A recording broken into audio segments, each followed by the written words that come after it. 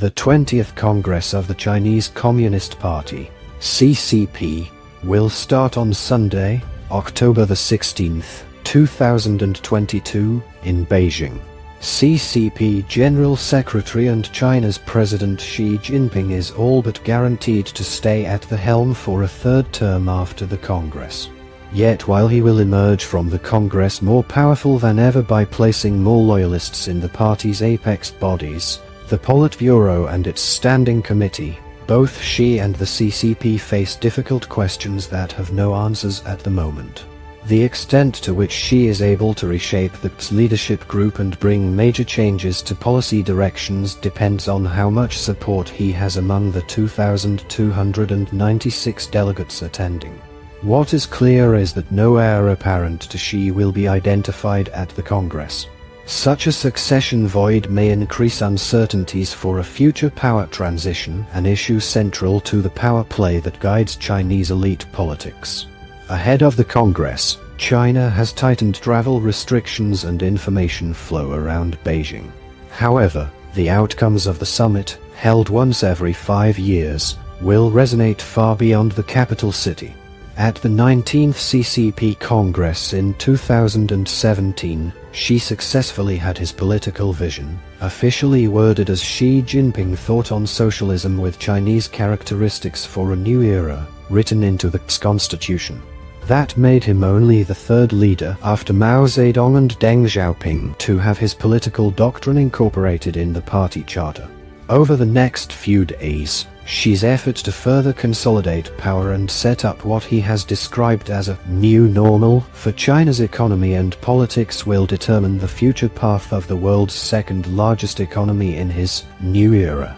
Since coming to power at the 18th CCP Congress in 2012, Xi has shaken up China's politics, including through a relentless anti-corruption campaign, stern ideological control and crackdowns on tech and property gurus.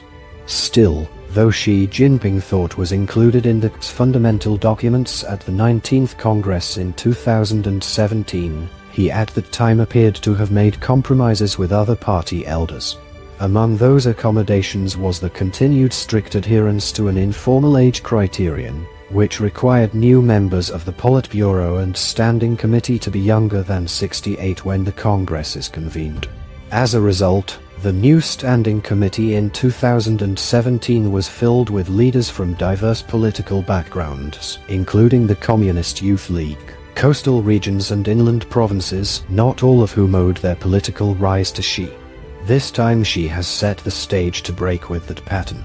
In September, the CCP published new regulations on the promotion and demotion of leading party cadres, which removed the mandatory retirement ages and term limits for the appointment of senior officials. The new rules play down the importance of age limits significantly and open the door to the promotion and retention of leaders older than 67 in the Politburo.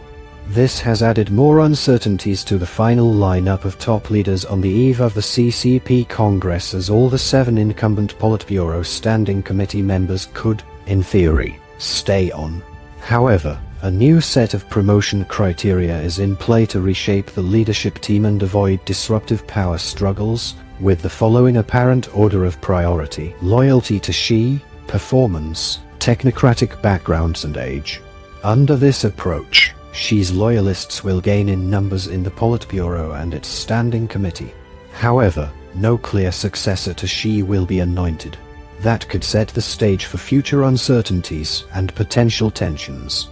The issue of successions has affected the country's political stability since the establishment of the People's Republic of China in 1949.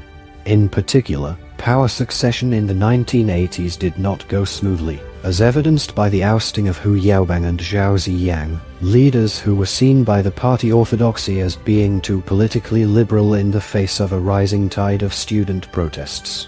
Since then, the party leadership has made enormous efforts to institutionalize elite politics.